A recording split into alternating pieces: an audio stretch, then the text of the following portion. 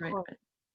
Okay, so it says recording now. Yes, now we're good. Oh my God. Thank you everyone for being super flexible. Really appreciate it. Okay, so again, electronic fetal monitoring is very expensive, and you want that more for high-risk pregnancies. Internal is more invasive. External is definitely more common.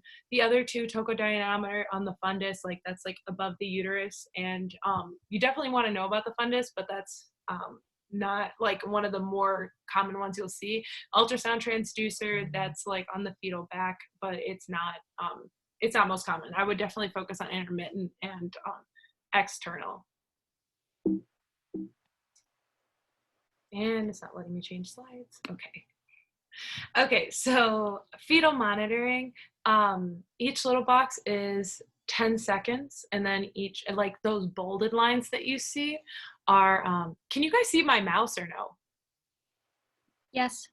Okay, thank you.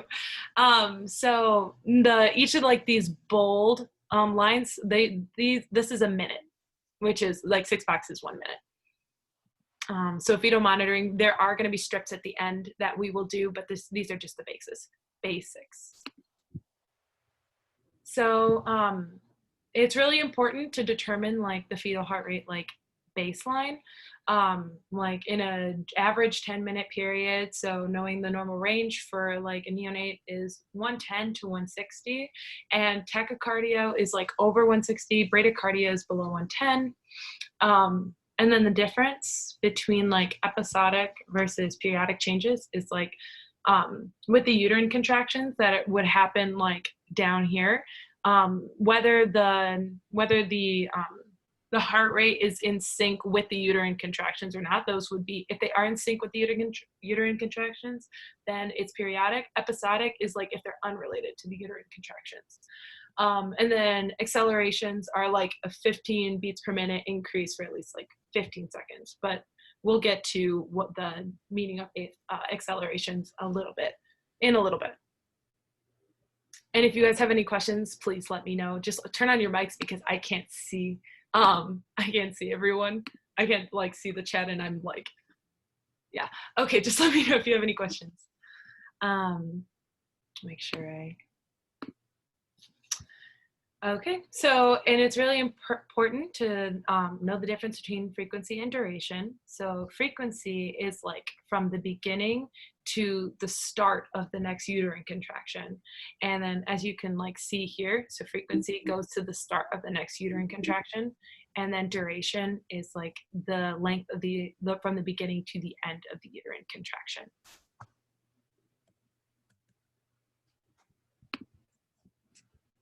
So there's a lot to like note when like interpreting fetal like heart rates. Note like the variability, like you'll see here. This is like absent variability, which is obviously very bad. There's no fetal heart activity going on. Minimal is like a difference of like 5 beats per minute, which is very little. Like you'll see, it looks like a little bit above like absent variability, and like Stephanie, I know on her test, like she's not trying to like trick you. She's not going to put like, oh, it's like this. She's going to make the difference clear between like absent, minimal, moderate, and marked. So like, I wouldn't get too stressed when you're taking the test just to like zoom in on everything. I would just have like your answers clear, but she's going to make it. She's not trying to trick you. Moderate is like a difference of 6 to 25 beats per minute. And then marked is above 25 beats per minute. So it's just important to note these things. So variability is just the best indicator of like how the fetus is doing. And then whether it's affected by like sleep cycles. I don't think I need to let a few people in. So yeah, it's affected by drugs, gestational age, or sleep cycles, and fetal hypoxia. Sinusoidal is a very dangerous thing to see. If you see that on the fetal heart monitor, that is like very dangerous. Baby is in distress, and we need to intervene as soon as possible.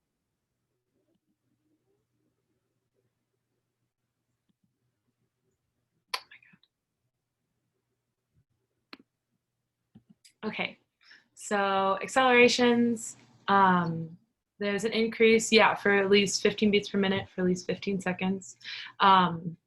If there's a change in the fetal heart rate for over 2 minutes, then that's when you would jump to like, okay, so the baseline of the baby's heart rate has changed. And this is like if the baby moves, like their heart rate goes up, and it's like how generally how they're doing, and if they're oxygenated. It's very important to keep in mind. Um, and it just shows that you'll see significant changes in the fetal heart monitoring if they are not receiving adequate oxygenation.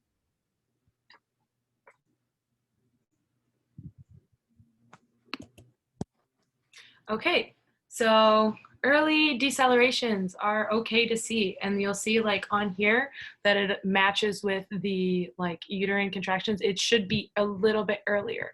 So like if it's in sync with or like earlier than, it's fine. And they're perfectly normal. They mirror the contractions. And if you see early decels, you're fine. It doesn't indicate really any intervention. If the mom wants to be turned, then that's fine, but early decelerations are fine. Late decelerations are those require interventions, and those happen after the uterine contractions. So if you'll note here, then the decels happening after the uterine contraction. So those are late decels, and as I said before, it's like lasts for more than like 15 beats per minute. And then the interventions, does anybody have any idea what you would do if you saw like late decelerations on the fetal heart monitor?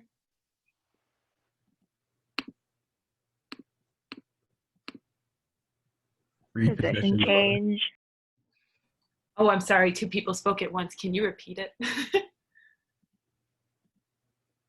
Reposition the mother. Yes. What else can you do?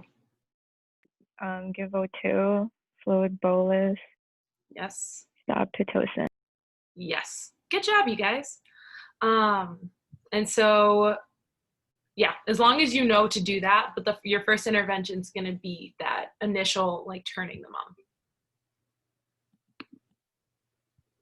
So variable. So variable decelerations are not associated with like the uterine contractions.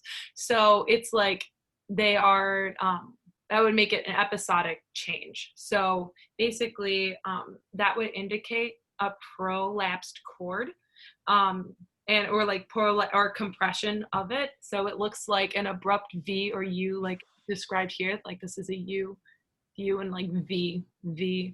And it's just happening with the baby. And you'll see just like it's in different places. So the interventions at that point is to like turn the mom on her left side, give oxygen, and then Sapotocin, the same thing that we had talked about before. And then, so yeah, note the duration of like prolonged decels, last 2 to 10 minutes. They can be like any shape. And intervention depends on the cause. And we talked about before what it could indicate. And like if the baby it really just indicates a type, like a form of baby's not well-being. So yeah, if we're gonna get to veal chop in a minute, and I don't want to get too far ahead because it's really important that you guys remember veal chop. Oh.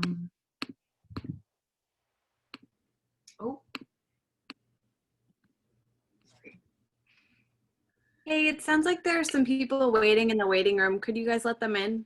Yeah, I just let them in. Okay, sorry, thanks. No, you're fine. Appreciate it. Okay, so veal chop. So we have this is definitely like 100% clinical or in class you need to remember. Variable, if you see variable patterns on the fetal heart monitor, it's cord compression. Early, oh my gosh. What am I thinking of? Early decels are fine, but it could be head compression. Allie, that's early decels, correct? Early decels. Yeah. Yes. Hold on. I I want to make believe what they mean by head compression is typically when the fetus's head is dropping into the pelvic girdle. Okay, thank you. So early decelerations, you're fine. You don't immediately have to intervene, but it does indicate head compression. Acceleration, A-cells are fine. And then late D-cells indicate placental insufficiency. So that would be something that you would have to intervene with. But so just make sure you memorize this. And I believe Stephanie said when it comes to like the categories, you should know one or not, that you should, if it's not in like category like 1 or 2. So the category 1 is normal, and like we know what normal looks like, baseline of like 110 to 160. So you should, if it's not in category like 2, then it's in like 1 or 3, or she said no categories 2 and 3, I believe. And then everything in category 1 is normal. You just need to be like aware of this, not really memorize it.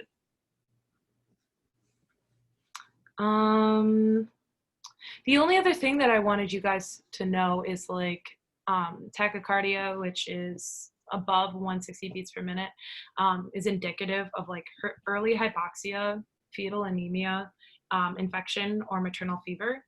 And then if they're experiencing bradycardia, they're potentially experiencing maternal hypothermia, maternal hemorrhage, or fetal hypoxia. But fetal hypoxia is typically an early sign of, you'll see that with tachycardia. Okay. So chapter 19. Let's see. The nursing care of the family during labor and birth. So you have, can you guys still hear me? It says my internet connection is unstable.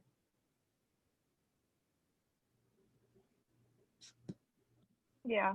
I can hear you. Okay, thank you. So like Stephanie said, you don't have to memorize these phases, just be aware of like the order that it goes in. And like latent, you're just like, yeah, excited, nervous, you're talkative, but you're not really experiencing anything serious. Active phase is more just like, okay, you're starting to experience more pain. The contractions are 3 to 5 minutes apart.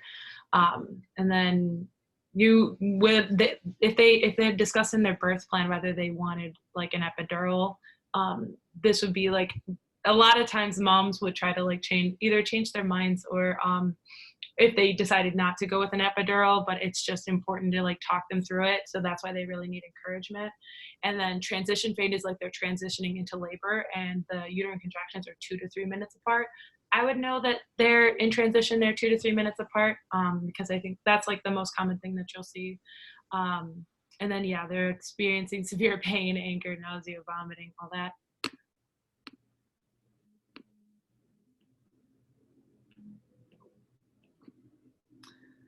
Okay, and then assessment, you definitely want to get their prenatal history.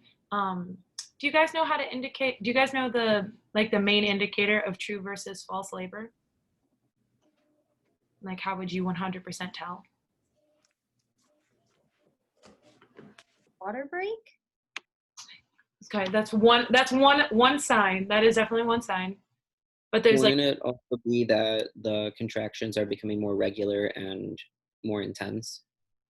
Yes, those are all signs. You both are right, but the main thing that indicates whether it is like true versus false labor is cervical changes, because in false labor, the cervix does not change. Like there's no like crowning, there's none of that. So the main thing that you're going to want to check if a person comes in presenting like with labor symptoms is like if their cervix is changing, and that's like a sterile exam, and you're going to use 2 fingers. So yeah, birth plan, cultural preferences, definitely get what they want before like they're in labor, like whether they want to use pain medicine or anything like that, and whether they like anything else that they want, any type of medications that they want to use, you should get that beforehand. Leopold's maneuver, I would definitely know that like so you're trying to figure out where the baby's head is, where the baby's bottom is the baby breech. That's all important information to know before the mom goes into labor. So vital signs, monitor, and uterine contractions, the vaginal exam, see where they're at and how far they're dilated before like we admit them. So collect samples. Do you guys know what proteinuria would indicate or potentially indicate?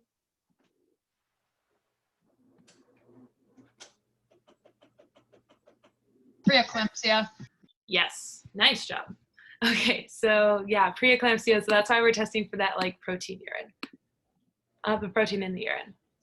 Definitely know about the blood type and the cross match because we're gonna get to it a little bit. I'm getting to it a little bit later about the blood type of mom versus baby.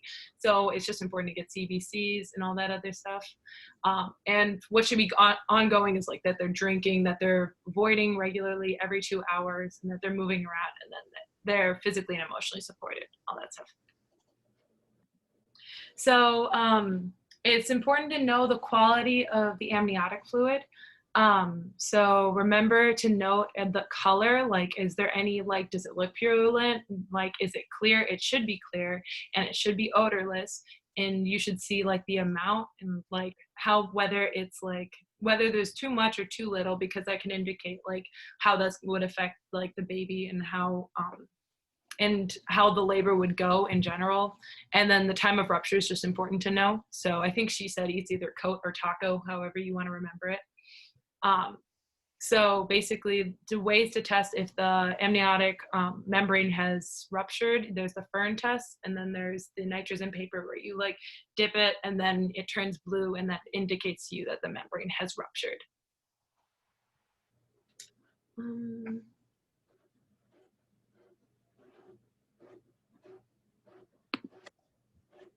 So the second stage of labor, they're dilated to 10 centimeters and they're fully effaced. If this is like your first time, it's going to be more difficult. It's just important to keep in mind that if generally women who are giving birth for the first time, they're going to struggle a little bit more than women who've given birth multiple times. So just be patient and just help them through it. Can you guys tell me the primary powers?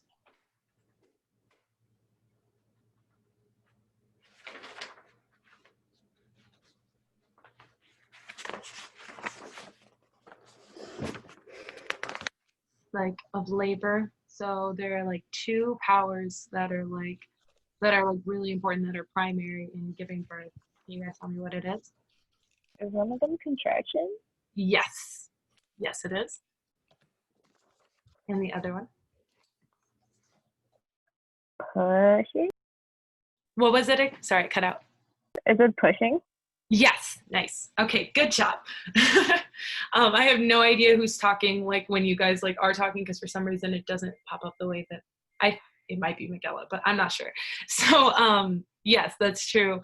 The uterine contractions is the main power, and then the Ferguson reflex where you feel that oxytocin release, and then you feel the urge to bear down. Those are like your main powers. And then so those are most important to know, like the primary powers. And then best positions for delivery. You guys know this one?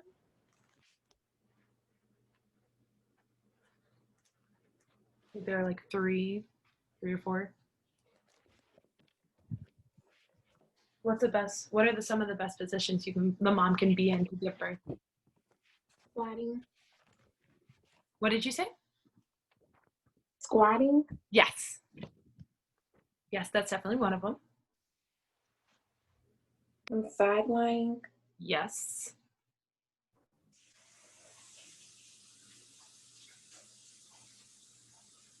Anybody have a third one? Is it on all fours? Yes. Nice job, you guys. You guys are killing it. You're doing great. So those are the best positions for delivery. Open glottis versus closed glottis pushing. So you're just gonna want the mom to vocalize during like pregnancy, like during labor, because you want that oxygen flowing. It might be a tendency for some moms to hold their breath, but and even though that like might help them push sometimes, you want them to vocalize to get the oxygen flowing. It would cut off fetal oxygen if they were just holding their breath the entire like time they needed to push, and they would pass out. So if you could any way that you can encourage the mom to vocalize, you should do so. And then the newborn assessment. So the APGAR, can you guys tell me when? I'm asking you all these questions, but it's just because I can't see any of you guys and like I don't know. But when should you do like the APGAR? The baby's been delivered. At how many minutes should you do the APGAR? 1 minute and 5 minutes. Nice job. Yeah, the 1 minute mark and the 5 minute mark. The best score that you can get is 10. And it's just really important that you know like appearance, pulse, grimace, activity, and respirations. Just very important to know. The sign-in was successfully verified. Goodbye. Is someone, okay, sorry. So perineal lacerations. You just need to be aware. So perineal lacerations are very likely to occur. So like first degree, like in the mom's giving birth, and then it's gonna rip a little bit in the perineum. So first degree, it extends to the skin and vaginal mucous membranes. Second degree, it goes to the fascia and the muscles of the perineal body. Third degree and fourth degree is like where you would need to like intervene because the mom's going to be in a lot of pain like during and after the labor.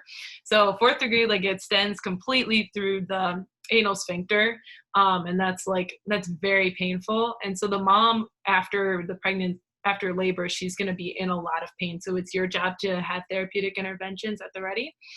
And I believe that Stephanie said this in her lecture, but the episiotomy, you can do that. Like doctors can do that to like cut preemptively to make the hole larger so the baby can come out a little bit smoother. But this is kind of a double-edged sword because if it could encourage the skin to rip more, because if they've already ripped the skin, it could just go further.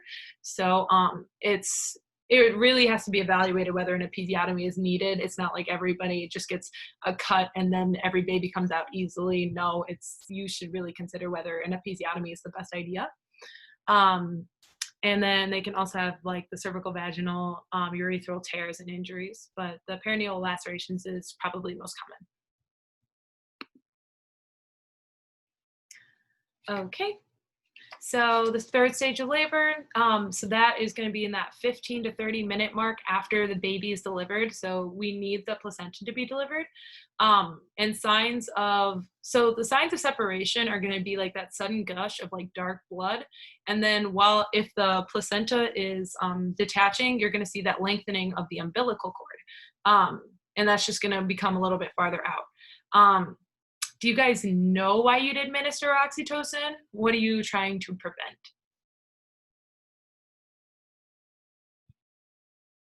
Postpartum hemorrhage. Yes, nice job. So that's the main reason that you'd want to do that.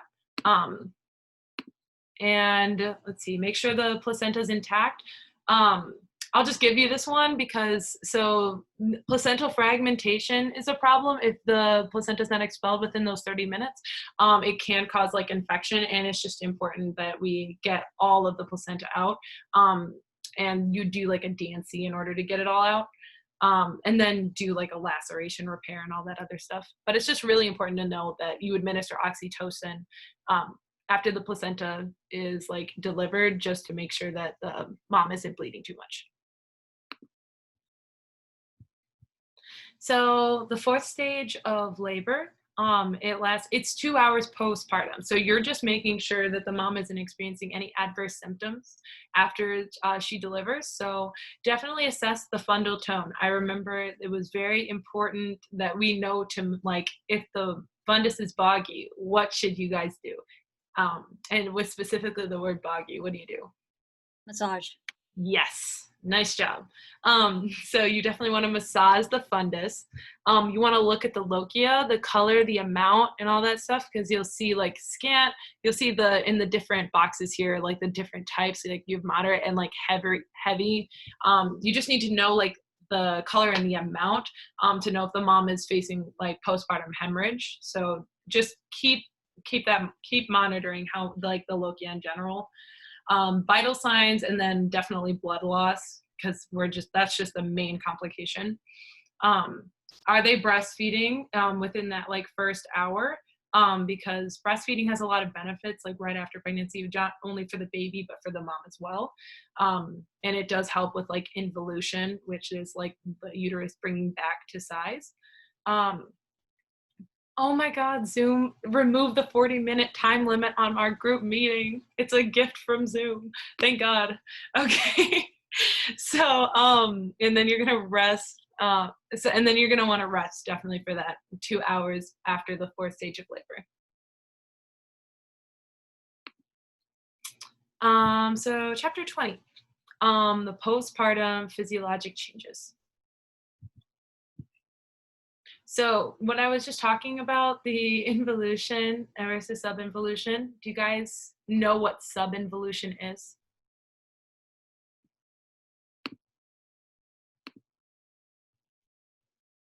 Isn't it when part of the uterus like turns inward on itself? Mm-hmm. Yes. So the involution is the normal process. Subinvolution is when it does not do it all the way. Like there's a complication with involution. You want the uterus to retract back to its normal size, like pre-pregnancy, but subinvolution is like below that. Like it did not involute the way that it needed to. Again, you need to assess the lochia, like looking at the color and the amount and all that other stuff. You should generally be assessing their symptoms to see if they're like experiencing anything adverse. The placental site usually heals by 6 weeks. After pains, more common with. I think I forgot to answer this question. I'm not sure what after pains are more common with. If you guys know, please, jump out there, but I missed this slide. Menstruation returns in 27 days if you're not breastfeeding, or 70 to 75 days if you are breastfeeding.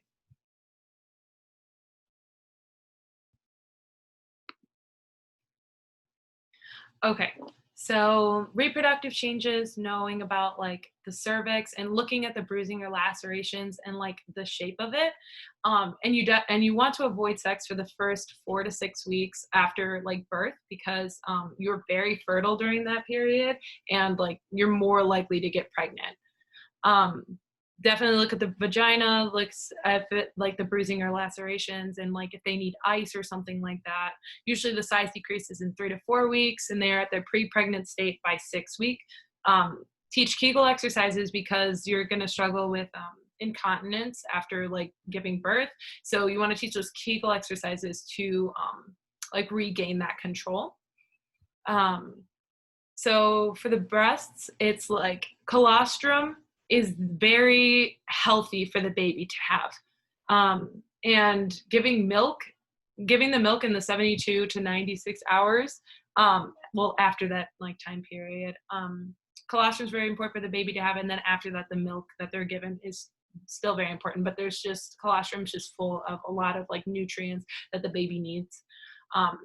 Engorgement, the mom's going to face this for like 72 hours after birth. And then you're going to face elevated hormones if you do like lab assessment tests. So the abdomen, these are just some more changes that we need to be aware of. Their skin's going to be loose. They're just going to face like, you're going to see like protruding like abdomen and like striae and like at the incision. The GI system is going to be sluggish and they're not going to be digesting as fast, but the function should be returning in like 2 to 3 days to its normal. That's why you would give like stool softeners and make sure they're eating a fibrous diet and giving them fluids and all that other stuff. And if they push really hard, they get during pregnancy, and they could develop hemorrhoids. Sorry, one second. Okay, so for urinary, they're going to experience diuresis for the first 2 to 3 days. They're going to have decreased sensitivity to fluid pressure and bladder filling, so they're not going to really know when their bladder's full. But they will have increased like bladder capacity. And then cardiovascular, they have decreased blood volume, and then they're at risk. They have hypercoagulability, which puts them at a risk for like venous thrombo. Oh my God, I'm so sorry, I can't talk today. Venous thromboembolism. So they're at risk essentially for an embolism, and so you're gonna want to watch that. Make sure that they're moving and ambulating. They're gonna have elevated like white blood cells, which is not like related to a bacterial infection. And then you're going to look at their cardiac output, platelets, and all that normalizes by 6 weeks. Some of you guys are in like in-person clinical, some of you are online, but regardless, it's really important to know bubble heat. And when you're doing an assessment of the mom after she gives birth, you need to assess them in this order. And make sure that you do the breast exam first, and like just go from the breast to assessing the uterus, see if it's boggy. The bowels, are they moving? Can you hear them? The bladder, is it distended? The lochia, is it excessive? And what's the color? Episiotomy and check on that. We want to make sure that doesn't get infected and that's taken care of and it doesn't hurt. Check on the hemorrhoids if they push too much in that situation. And their emotions, like assessing for postpartum depression is really, really important. Like you hear all these horror stories of like when people, like if people struggling with postpartum depression, it's a very real thing. And you want to look at the perineum, their abdomen, and their legs just for any other adverse signs. So we have nursing care of the family in the postpartum period. So the length of the stay, so we have the vaginal delivery. Usually will stay 1 to 2 days after the vaginal delivery. Let's see, that's mainly what you need to know. You're going to want to promote maternal comfort and well-being. I wouldn't put too much focus on this chapter, just making sure, as long as you're watching like postpartum hemorrhage, you definitely want to massage the uterus and like the fundus. Remember that that's painful. Like it is a painful process to massage the fundus, because like they just gave birth and it is very painful, but it's necessary, and you should warn the mom beforehand that it is going to be painful. Do everything that you can to prevent infection, monitor their lochia, again, scant to heavy, monitor their bowel and bladder function, and then give pericare. Promote activity and rest. So they're going to need the quiet time, toileting assistance, early ambulation. Why again do we need early ambulation? What are they at risk for? EVT. Yes. So you just want to make sure that we don't have we don't increase the risk for that by having them stay in bed. We want to make sure that they're safe, and then that social support, again, to prevent like postpartum depression, and make sure that they're going home to a good social support system, because you can send someone home with a baby, and yeah, I'm sure in a lot of regards they would be happy, but if they don't have a lot of people, they can spiral very quickly. Skin to skin, like immediately, is very important. If you see this like anywhere on an exam, like the first thing that you're going to want to do is give them skin to skin. Like don't give them a bath. The vernix, they need it. Just bring the baby straight to skin. And you can be doing the APGAR in the process. This was kind of confusing to me, whether you put the baby skin to skin first or do the APGAR. You can be doing both at the same time. So like you can look at the baby and look to see how their appearance is, their grimace, and their respirations while they're in like mom's arms. Definitely encourage breastfeeding and participation in infant care. Observe the bonding. See how the mom is relating to the baby, because it could also indicate whether they are able to, like, whether they are at risk for postpartum depression. Like their attachment to the baby is very important. Again, with the baby blues, and include significant others in the teaching process. So vaccines for the mom, you get them after they have birth. So you have MMR, the Tdap, the varicella vaccine, the flu vaccine.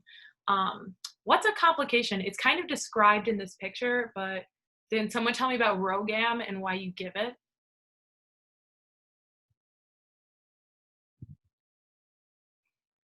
Isn't it to protect for the next baby, because your body makes antibodies against the current baby, but since the current baby's gone, it's going to affect the next baby?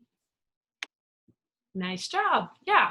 Exactly. So, baby, you definitely want to look at the baby's RH factor and see how if it's compatible with the mom's factor, because the mom could end up attacking the baby, or the baby end up attacking the mom. But it is for the next pregnancy, and that's why you give the ROGAM.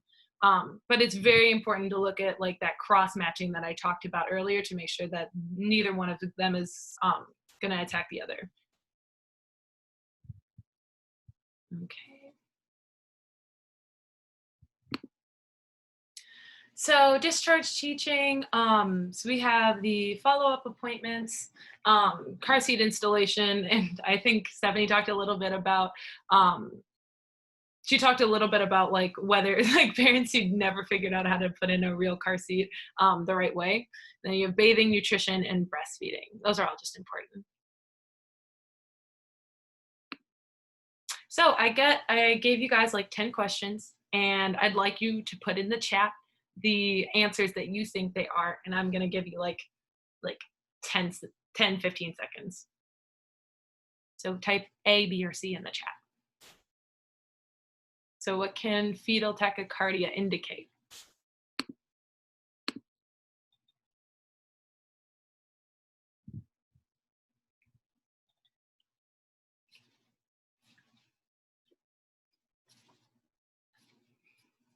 Okay, it looks like you guys are killing it so far. Yes, it's early hypoxia.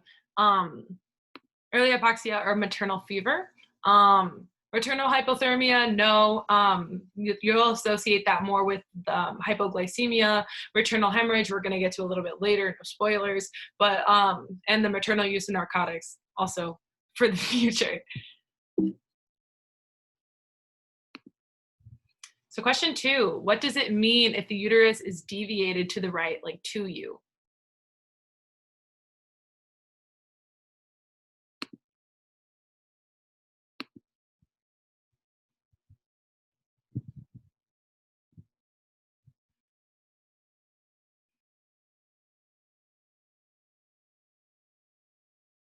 Okay, so you guys look, so it looks like the majority of you got it. So it is C, the mother has a full bladder, and in that situation you would want to do like a catheter, a self cath, not self cath, you would want to give a straight cath to the mom to try and alleviate that full bladder, because it gets so full that the uterus literally deviates to the right.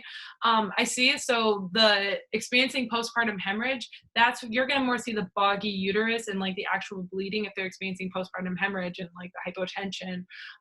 But if it's deviated, it's going to be the full bladder because there's literally not enough space.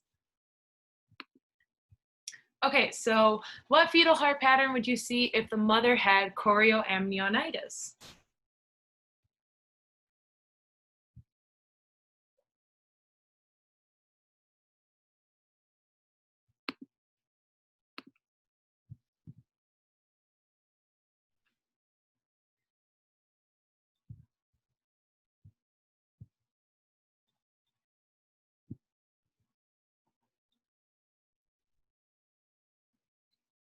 Okay, you guys look like you're doing great. Sinusoidal is the one that you'd mostly associate with chorioamnionitis. So good job.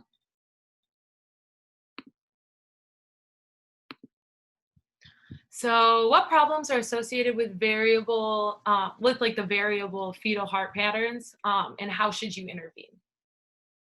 So like one is what's it's associated with, and the other is how should you intervene?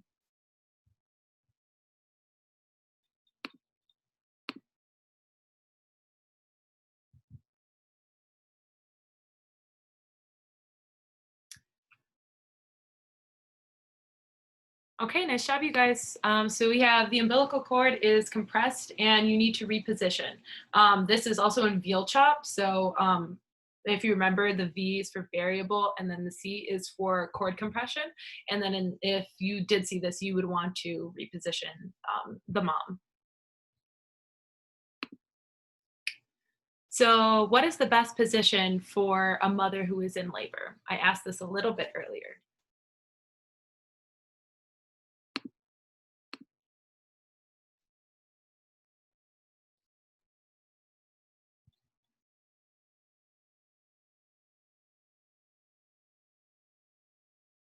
can't even tell if this is from question 5 or question 4, but I'm gonna guess that you guys are answering the question 5. So yes, the answer is C, laterally on her side. The rest of these are the like worst positions you can possibly do. Like you do not, because you'd face supine hypotension. The Trendelenburg position, the blood flow isn't. The blood flow is just not, wouldn't be going to the baby, and that's really important. So laterally is the most important. So how do you help the mom with engorged breast after delivery? There is one more person trying to get in. Oh, I see. Thank you for telling me.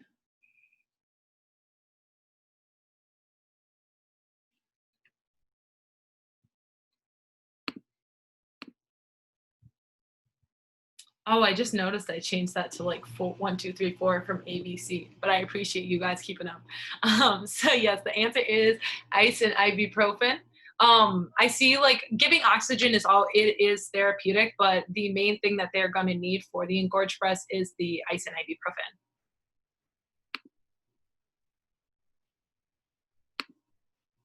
So what are some discomforts, like regular discomforts that women face during pregnancy?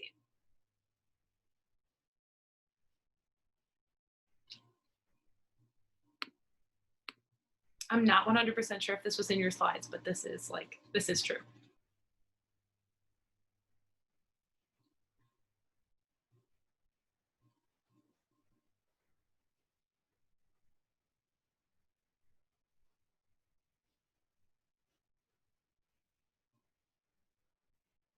Okay, yeah, you guys are right.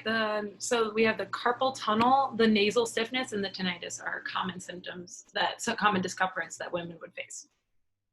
Oh, I don't know why I went back. So what is the most important intervention if the mother tests group beta strep positive?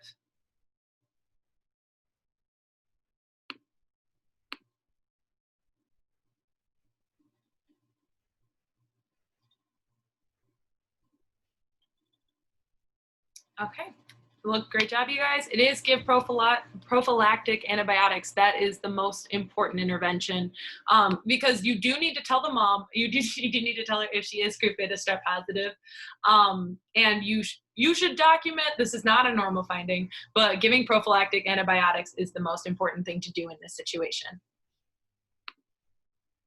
True or false? The mother should be more vocal during labor.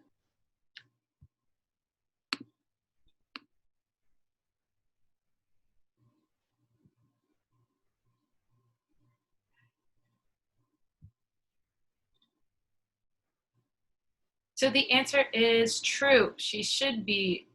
She does need to be more vocal because we need to encourage that oxygen. Okay, I see.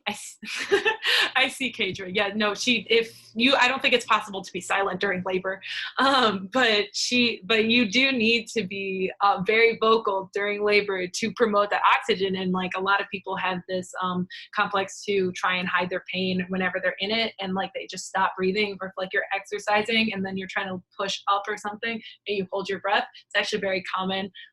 Then you definitely do not want to do that. So what is the best way to prevent neonatal hypoglycemia?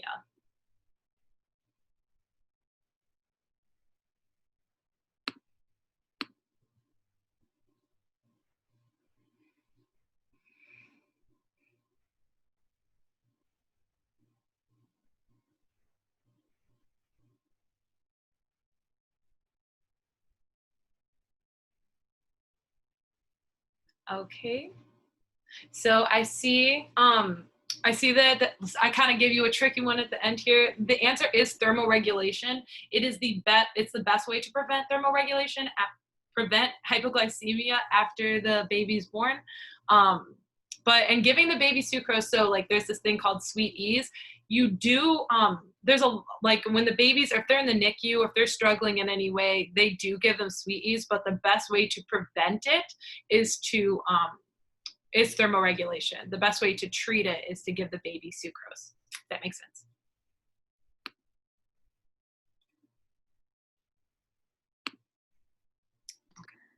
Okay, moving on to chapter 23. That is the physiological and behavioral adaptations of the newborn.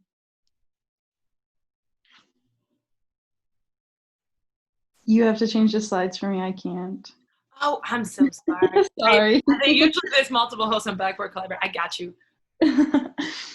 Okay, so the first period of reactivity lasts up to 30 minutes after birth. It's the transition phase for the infant to extrauterine life. During this phase, the infant is very alert. Their heart rate is going to increase to 160 to 180 beats per minute and then gradually decrease after that 30 minutes. Respirations are irregular during this time. They're usually going to be about 60 to 80 breaths per minute. Fine crackles can be heard during this time. Does anyone know why this is a normal finding during this time? Yeah, exactly. So the fluid isn't going to, there's still going to be some fluid in the lungs because the baby was just born, but crying does help to clear this fluid out. Then next, we're going to go into the sleep phase, or the period of decreased responsiveness. This lasts from 60 to 100 minutes. During this phase, the infant will either be asleep or just have like a marked decrease in motor activity. And then the second phase occurs between 4 to 6 hours after birth and can last 10 minutes up to like 2-3 hours. The infant is still going to be having tachycardia and tachypnea during this time, but they'll be very alert, show signs of hunger. There's going to be an increase in muscle tone, an improvement in skin color, and some common assessment findings during this phase include signs of excessive respiratory and gastric mucus, as well as the passing of meconium.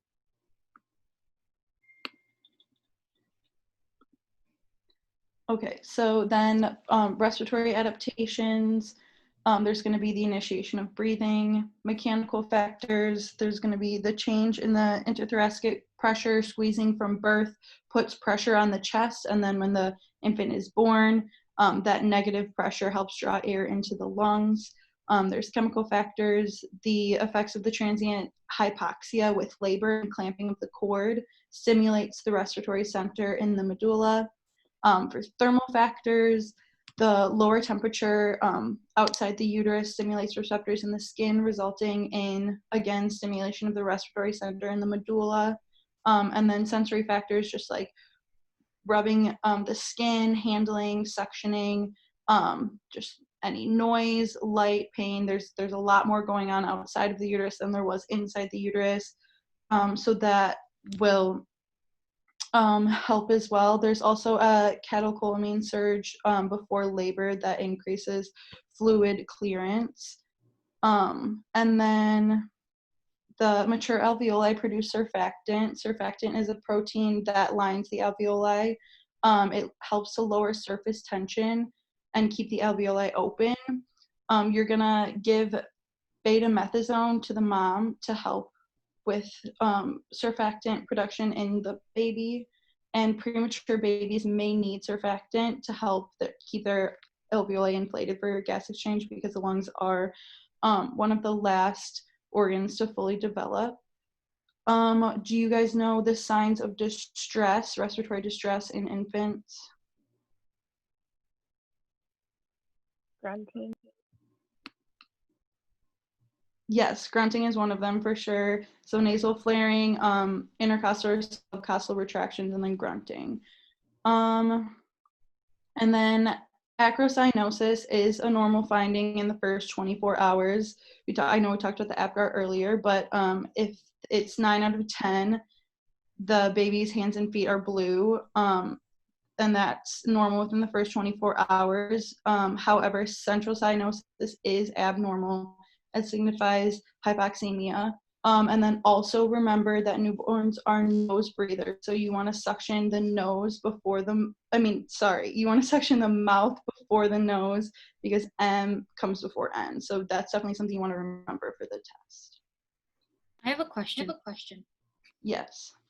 Do we need to know necessarily all the components of APGAR, or just that a 9 out of 10 is normal, but anything below is kind of bad?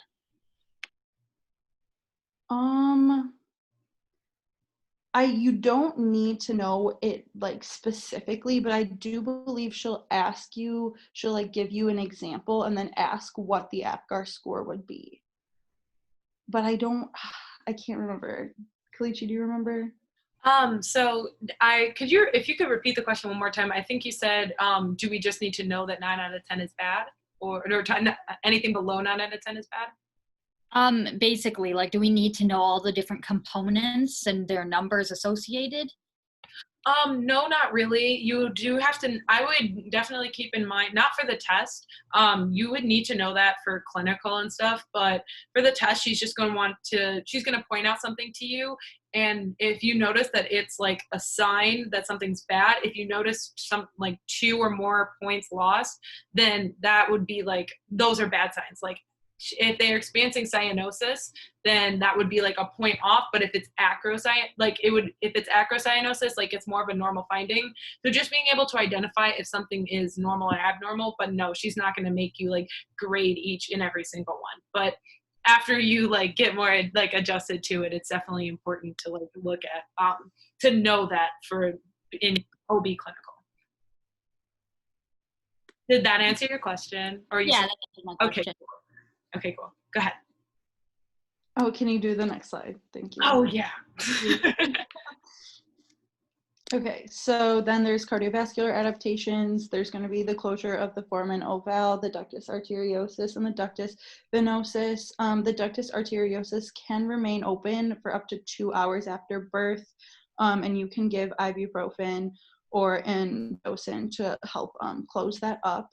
The heart rate is going to be about 110 to 160. The heart rate should be taken for 1 minute, and it should be taken at the apical site. And it can fluctuate with deep sleep down to 85 or up to 180 with crying. So just remember those numbers.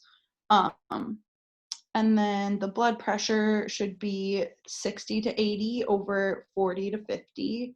The blood volume is going to be about 300 milliliters.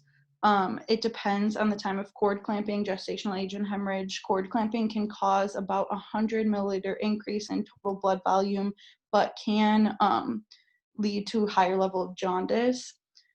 And then red blood cells, white blood cells, hemoglobin, and hematocrit are all going to be elevated. And then this isn't really cardiovascular, but respiration should also be taken for a full minute as well. Does anybody know why?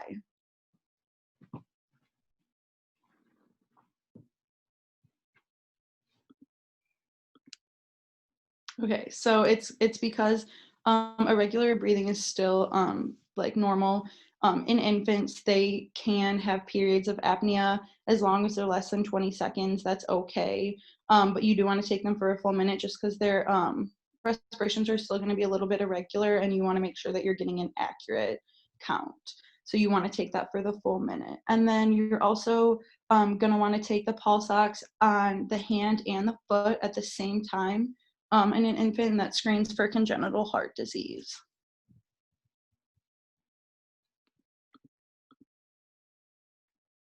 Okay, so then there's thermoregulation and thermogenesis.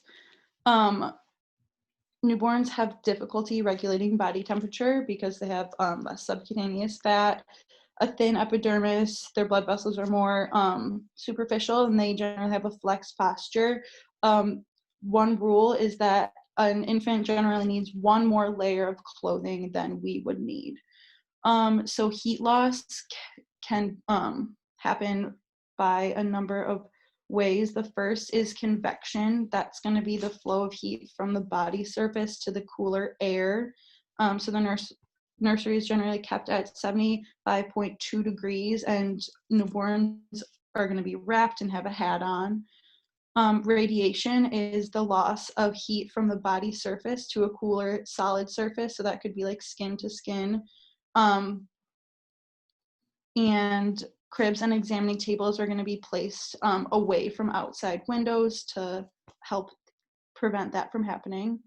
And then there's evaporation. That's going to be the loss of heat when a liquid is converted to a vapor. Dry, you're going to want to dry the newborn immediately after birth and baths because they can get really cold if they're not dry.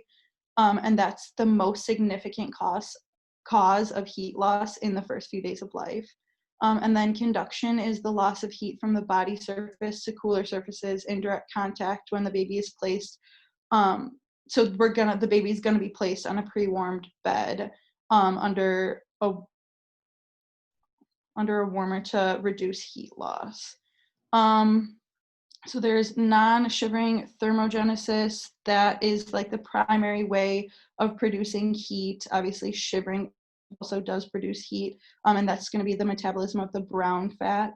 And then in infants, hyperthermia is considered to be 99.5 degrees or higher, and hypothermia needs really, really quick interventions because it could lead to cold stress, which could then lead to metabolic acidosis, which causes vasoconstriction. The infant is going to be looking pale and mottled. And yeah, hypoglycemia is a metabolic effect from that cold stress that is also possible. This next slide is just a couple like diagrams of what we just talked about. If you want to take some time later to look at those, definitely they're helpful. And I was just going to say, and you definitely need to know the different like types: conduction, evaporation, convection, and radiation. So if you guys do have any questions about that, like just shout it out or put it in the chat, because it like there are like one or two questions on these two. All right, so then there's going to be the physiological adaptations. I can't talk either. For renal, the newborn should void within 24 hours.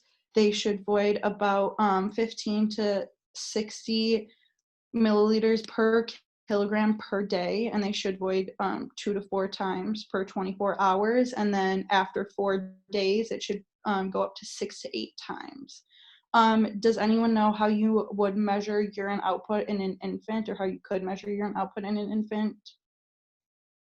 They have that little bag that you hook up, right? That's what she showed us. A little bag that they put in the, like up against the baby. That's what she showed us on the. Oh, I was gonna say weigh the diaper. Yeah, I'm not sure if that sounds cool. I don't know what that is. I just Oh, wonder she when showed you us need like to take a a sample. little thing that they. Oh, that's if you need to take a sample. Yeah. Be. Yeah. No worries. No worries. Yeah, you're gonna weigh the diaper. Okay, and then jaundice after 24 hours is okay, but before 24 hours, that means that there's probably a problem. And then I never remember how to say this word, the kernicterus, I think that's how you say it. That's going to be brain damage that occurs when there are high levels of bilirubin in the blood that then spread to the brain tissue. Symptoms of this are lethargy, hypotonia, seizures, coma, and death. It's irreversible, but it can cause long-term problems of motor delays and hearing loss.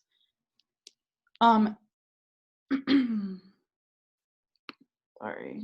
Oh wait, did you want me to switch the slide, or you want me to go back? No, not yet. Sorry. Okay. I just got lost in my notes. Okay, and then you're gonna need to give vitamin K IM because infants lack the gut flora in order to synthesize the vitamin K if it's taken by mouth. And vitamin K, does anyone remember what vitamin K is needed for?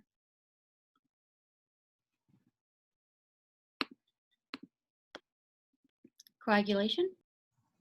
Yes, blood clotting. Yes, coagulation, blood clotting, same thing. All right, and then there's going to be behavioral adaptations. Those can be affected by stimuli, gestational age, time, medication. There's going to be sensory adaptations, vision. The infant should be able to see the distance to the mom's face while breastfeeding. They're not going to be able to see much more than that.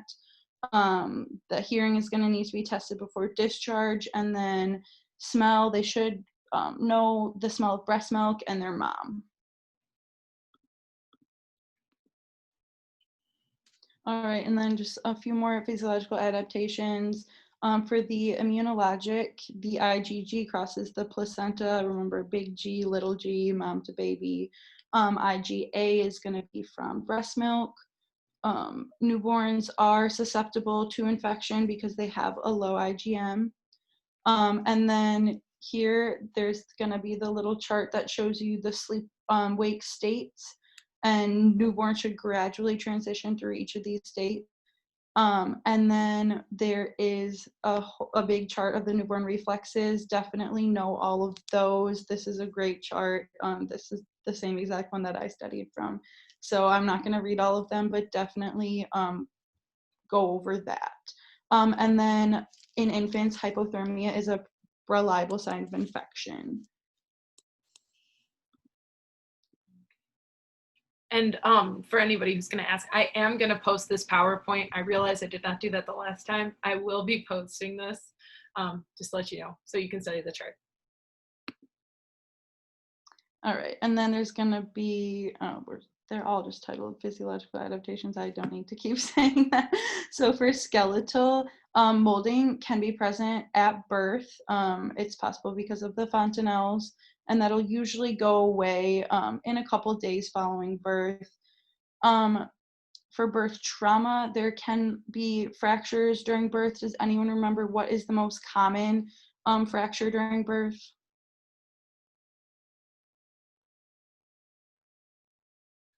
Clavicle. Yes, clavicles. That is going to be the widest part of the baby, so that is going to be the part that's squished the most, so that one is the most common. I do believe that that is a question on the exam. Hip dysplasia is also common. And I'm not even going to try to say these words, but for the caput, that's the fluid under the scalp. It causes edema that resolves on its own. And for the cephalo one, that's when there's blood underneath the periosteum, but it does not cross the suture lines, and that also can resolve on its own. And the only other thing I'd say is that for the clavicle, it requires immediate intervention. That's if they suspect that the shoulder was broken, they need to immediately call the doctor. All right, then in tegumentary, the Bernix is that cheese-like white substance, that protective covering. Again, if the infant is premature, they're going to have a lot more of that. The erythema toxicum is that newborn rash. Milia is the sebaceous glands that are visible in the face. There's a picture of that right there. Lanugo is that fine, extra hair growth just to help keep them warm. Mongolian spots are common in babies of Asian descent, and they look like bruises, but they'll fade gradually. Acrocyanosis, that's when the feet and hands are going to be blue. It's normal for the first 24 hours. That stork bite, the picture of the picture on the left is a example of the stork bite. That's just going to be a birthmark. That's normal. And then there also can be pseudomenstruation. That's blood-tinged vaginal discharge that resembles menstruation but is not. Strabismus is when the eyes don't look in the same direction or you're cross-eyed. And then does anyone remember why there can be a brick stain in the diaper?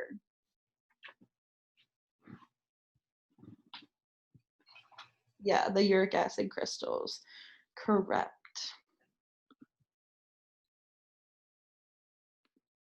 All right, so then chapter 24, nursing care of the newborn family. So again, you're gonna need to do the APGAR. We already talked about that. This is for the assessment, immediate assessment. You're gonna wanna do airway, make sure that that's patent. Thermoregulation, like we said, is very, very important. Cardiovascular, respiratory, and then the skin to skin is very, very important for that thermoregulation. Can anyone tell me the normal vital signs for an infant.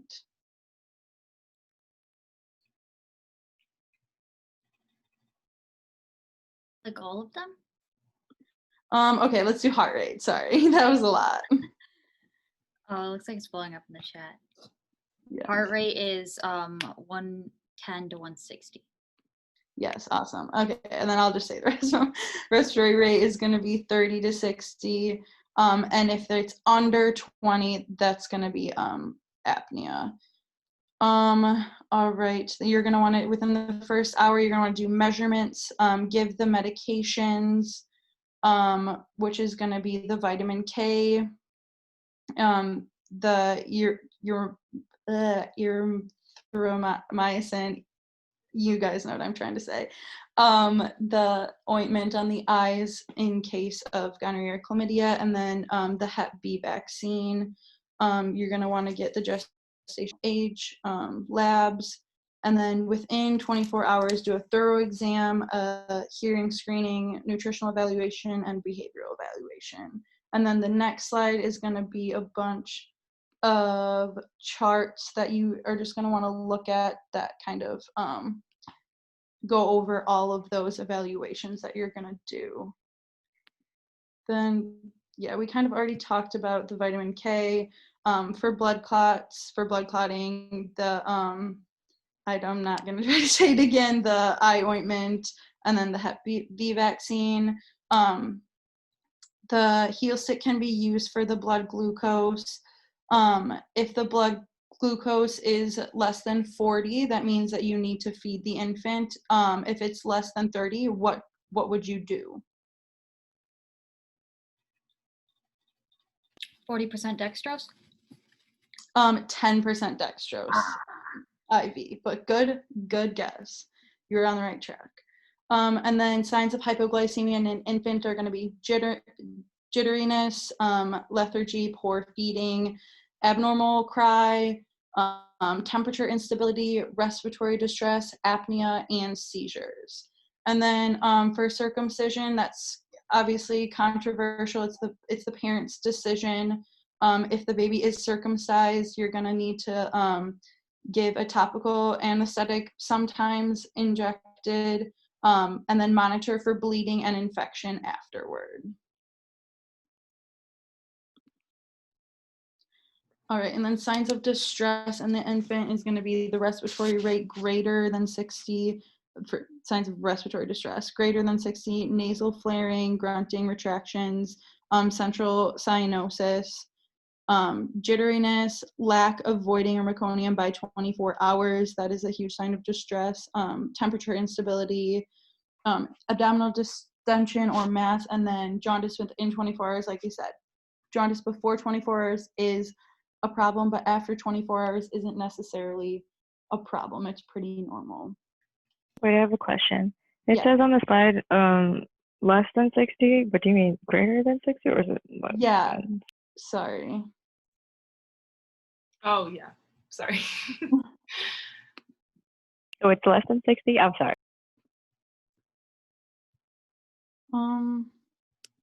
So if the so for their breathing, if they're, oh yeah, no, and it's right. So if the breathing is less than, no, greater than, the alligator, okay, so the, no, the respirations, if they're less than 60, then they're in respiratory distress. Wait. Yeah, Okay, because thank remember you. that infants have a lot higher respiratory rate than. Okay, yeah, maybe we are. I thought it was 30 to 60. This PowerPoint, sorry about that. Yeah, no, sorry. No, it is greater than it is greater for, that is greater than 60. It is 12 to 60. I'm sorry about that. I was supposed to change that, and I think I looked at it and I was like, oh no, that makes sense. But then I didn't take into account. Yeah, so it's supposed to be if their respirations are greater than 60. Sorry about that. Okay, you can, yeah. Okay. So we have the smaller than gestational age that's going to be less than the 10%. Can anyone tell me the difference between symmetric and asymmetric? or like maybe what a cause. Does anyone know a cause of symmetric when they're smaller than gestational age? Yeah, so the big head, little body, that's gonna be asymmetric, right? Anyway, symmetric is gonna be when they're like overall small.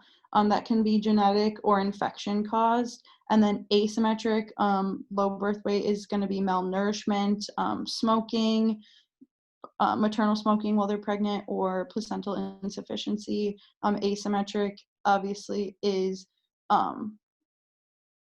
not normal. Symmetric can be, well, not normal, but there's going to be more of like a problem with that. And it's important to remember that even if the baby is small for their gestational age, they still can be healthy. Large for gestational age is going to be over 90% when they're going to just be overall large. There can be some problems with that. Birth trauma, just a bigger baby trying to fit out can cause more trauma, hypoglycemia, and then increased bilirubin levels.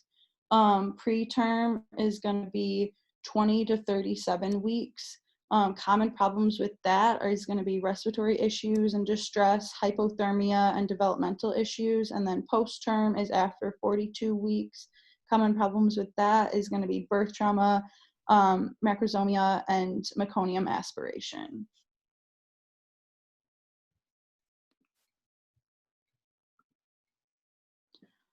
All right. Can anyone tell me the vital sign changes with pain? Like, is heart rate going to increase or decrease?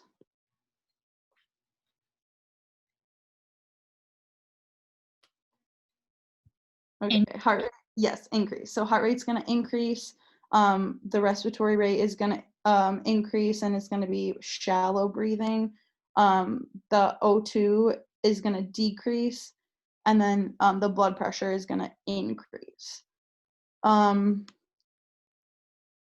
So for non-pharmacological treatment, the non-nutritive sucking, just like sucking on a pacifier, swaddling, skin to skin, and feeding can all help.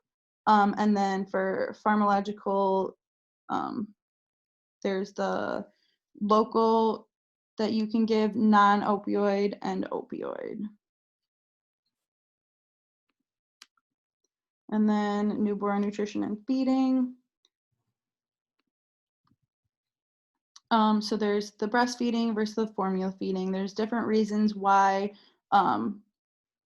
there's people will choose to do either. For either, you want to have them be breastfeeding or formula feeding for at least 6 months. 1 year is better. They're actually now, doctors are even saying that there should be toddler formula up to 2 years, but 1 year is ideal. You do still want to introduce solid foods at 6 months, continue with the breast or formula. So some benefits of breastfeeding is going to be enhanced bonding with the mother and baby and attachment. It's free, so it's cheaper. There's long-term health benefits for both the mother and the baby. It helps with their short-term immunity, and it can reduce the risk of breast cancer in the mother. Some barriers with that are going to be like a lack of social support and education. It's still not socially acceptable for a mother to just be out in public breastfeeding. There is a huge emphasis on returning to work. Mothers don't really get to stay home with their infants as long as they should. Sometimes it doesn't really work with the lifestyle. And a lot of moms are afraid that there's going to be pain. And then contraindications of breastfeeding is if there's going to be a positive HIV or AIDS diagnosis, TB diagnosis, or there's like herpes lesions active, you're obviously not going to want to breastfeed. And then moving on to formula.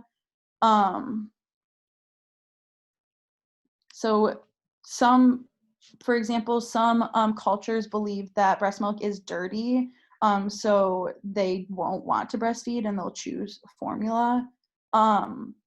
most parents just choose it because it's just like easier for them. They have a lack of education on breastfeeding and why it's so beneficial.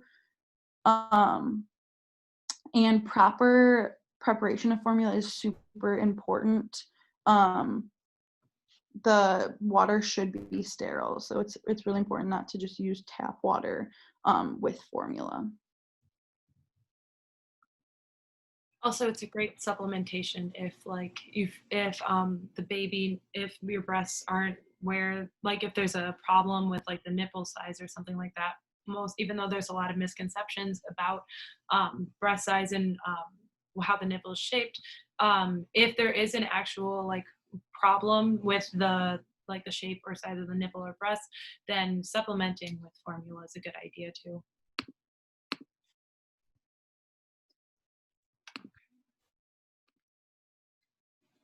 Okay, so lactogenesis. So it's a supply meets demand sort of situation. If the baby is feeding more, the mother is going to lactate more, and vice versa. So does anyone remember the hormones involved with lactogenesis?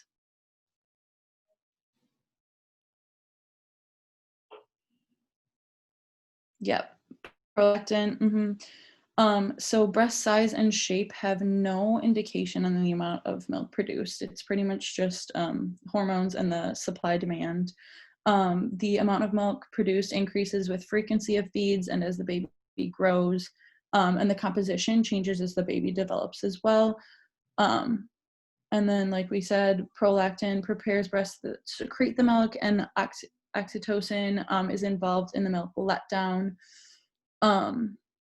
Stage 1 of lactogenesis starts 16 to 18 weeks of gestation. Stage 2 happens with the placental delivery, and then mature milk is available 10 to 14 days after birth. Oh, you're good. You can move on. I'm sorry. I was okay. sure that we were still recording, and then I was like, oh, okay, here you go. Okay, so then babies should be fed within their first hour of life. They should eat about 8 to 12 times a day or every 2 to 3 hours. And then you want to teach the parents to watch for the hunger cues, which is going to be the mouthing, the sucking motion, brooding, and then the hand to mouth. Some common problems is going to be mastitis, which is the inflammation or the infection of the milk ducts. Hallmark signs of that is fever, flu-like symptoms, soreness, and reddened area. You're going to need antibiotics to treat that if it is infected. And then you want to try to fix the problem. So it might be like the bra that they're wearing. And if there's an open wound, you definitely need to treat that. You're going to want the mom to rest and hydrate, and then follow up after discharge, give them resources for that. Engorgement is when the milk comes in. It's helpful to feed and pump often. And like the different temperatures can kind of change that. And then ibuprofen can help with the engorgement, with the pain with that. Sore nipples can be caused by like a latching issue or an anatomical issue. Sometimes the nipples just aren't quite the right shape. And that can cause a latching issue, which can cause pain. Changing the position that they feed in can help. And then plug ducts or clogged ducts, you're going to want to change position with that as too. Warmth always helps on the breasts and massaging them. And again, feeding and pumping often helps with all of these issues. And then the plug ducts can lead to the mastitis. All right. Also, I was going to say, there was definitely a question that tripped me up about whether it's more indicative that the baby's hungry if they're crying or if they're doing the hand to mouth thing. And I don't know if that's still gonna, I don't know if there's something like that or something along those lines is gonna be on there. But the answer, but I got it wrong, and it's hand to mouth. And it might have been a quiz, or it might have been something uninvolved too. But the baby putting their hand to their mouth is more indicative that they're hungry than like a high pitched crying, because that can mean a lot of other things. Yeah, so definitely remember those like cues. We were told that the crying is a late phase of hunger. Yeah, it definitely is, and it definitely does. If the baby's hungry, the baby's gonna cry, and if they're if they're very hungry. But like the first thing, like crying can mean like a lot of things. So it's like which one is most likely to like be like the baby's hungry? Definitely if they're putting their hand to their mouth. So you're absolutely right, but that was like the main, like one of the first early signs and indicative that they are in fact hungry. Okay. So fetal heart strip practice. But so far, do you guys have any questions about anything that we've gone over so far? Any concepts? You can put it in the chat too.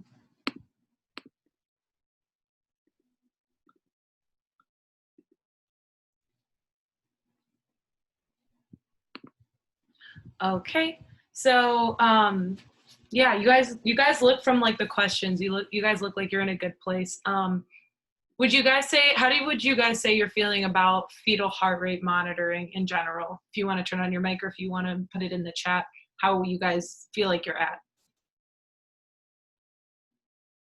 I feel like it's a lot better than EKGs. Anything's better than EKGs. EKGs make me want to die. Yeah. It's a low bar. Anybody else?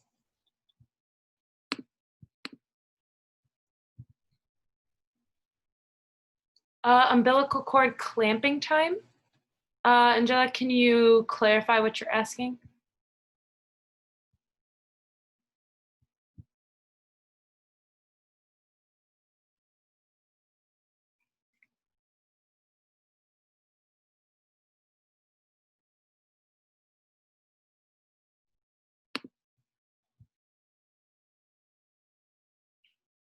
Okay, I'm sorry. I guess I don't 100% understand what you're asking. Oh wait, like isn't it supposed to be 2 minutes?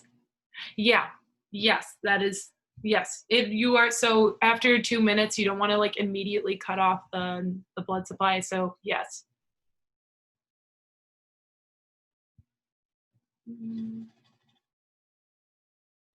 Okay. There are no other questions. Let's get started on the fetal heart strip practice. Part of the reason I was a little distracted earlier is because I realized I put all of the answers on the fetal heart strip, so I had to take it off, and I'm really hoping that it doesn't show up in front of you guys. But I do have the answers here written down, but I just didn't want them on the slides. Okay, cool. So look at this. You can put what you see, whether it's moderate, whether it's minimal, whatever it is. If you want to put it in the chat or say it out loud, you can.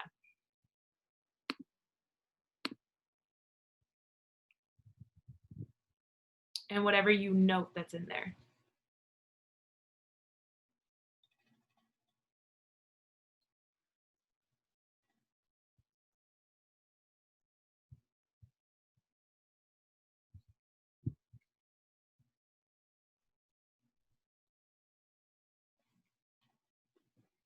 I'm gonna do like 30 seconds per strip because I know that it's like really small and hard to look at. So if you guys want to provide, if you can see the baseline, for those of you who can, that's great. But if you can't, then that's absolutely fine. Put in whatever you notice about it.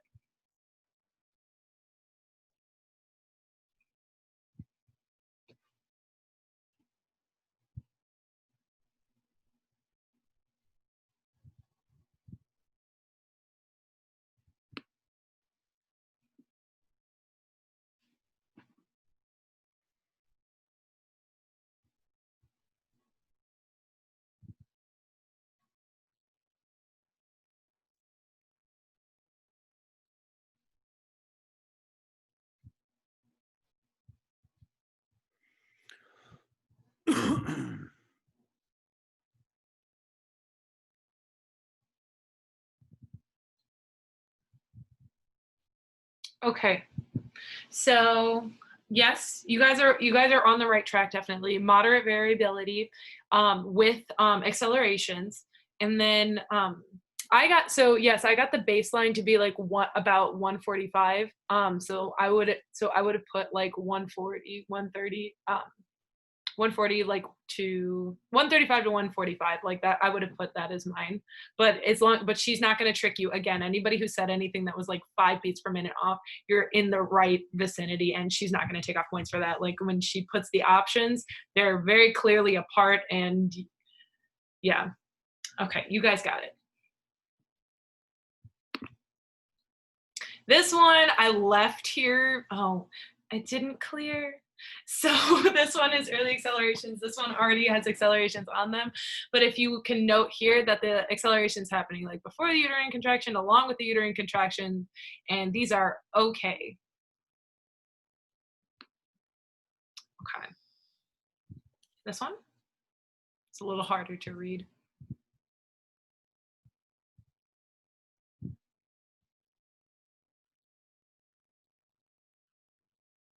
Remember she said like draw like that line through it, and whichever line's like consistently through it is your baseline. Can we discuss categories? Okay, so do you mean like moderate, minimal, those categories, or accelerations or decelerations, or? And she means like category of the fetal heart rate, like category 1, category 2, category 3. Oh, like yeah. Oh, right. I'm sorry. You're right. Okay, so if we like look back to the slides, the category 1 is everything that's normal, which includes like the moderate variability. And let me pull it up right here.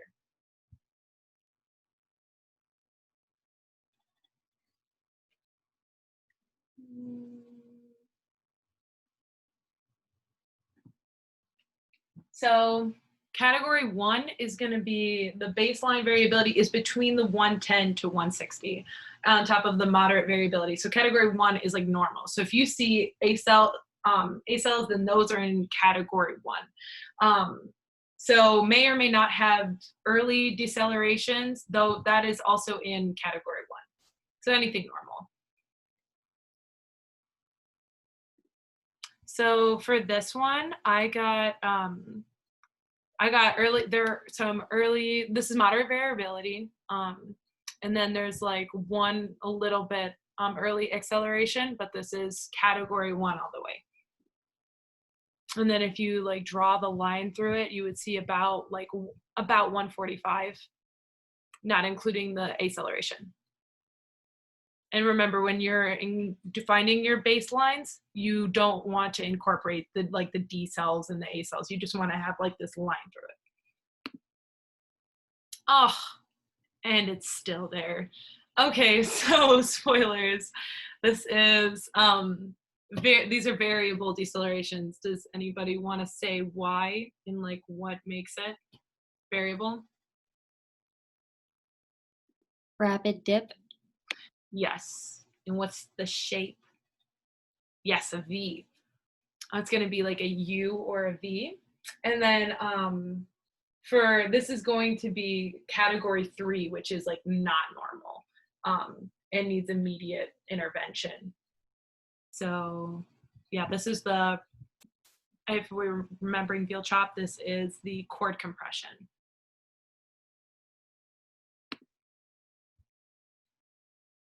I don't know why it's on some of them and not the others. I'm sorry, guys. But type what you see.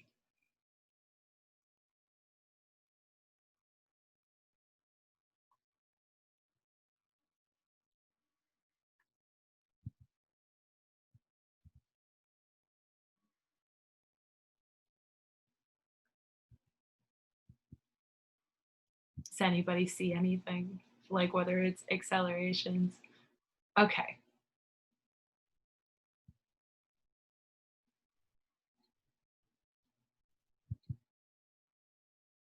Mm-hmm.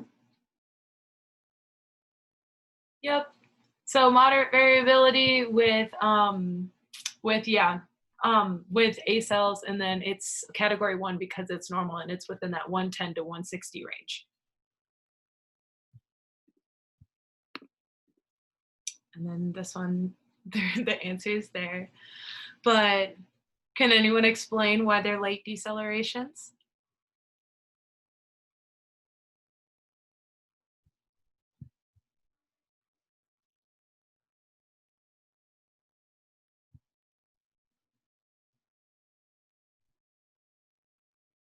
Yep.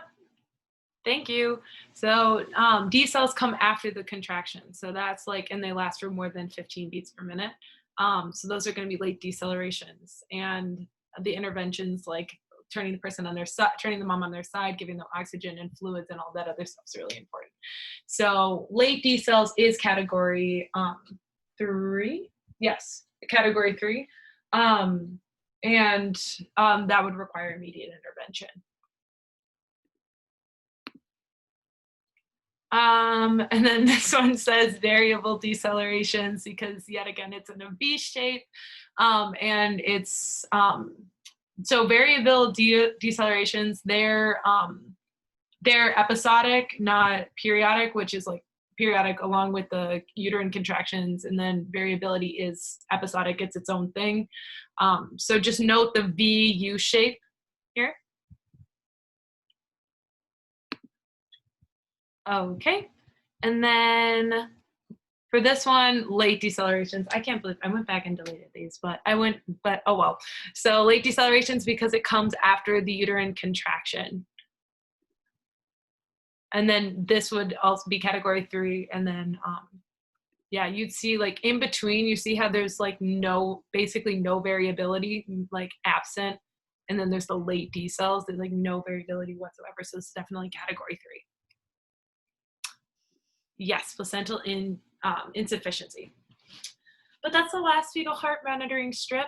Do you guys have any questions for me? Anything you'd like me to go over? Sorry, did someone say something? I'm going to assume that's a no. Okay, well, I appreciate you guys coming. And if you have any questions, email me. My email is on Blackboard, of course. I hope you guys do well on the exam. Let me know if you have any feedback or if you have anything that you just generally want to go over. Because I am a tutor. You can, and I am an intensivist, so if you need a one-on-one session, just like let me know. But yeah, you guys have a good rest of your night and good luck in your studies from here on out. And I will post the recording of this tonight. Yes, I will post the PowerPoint. Okay.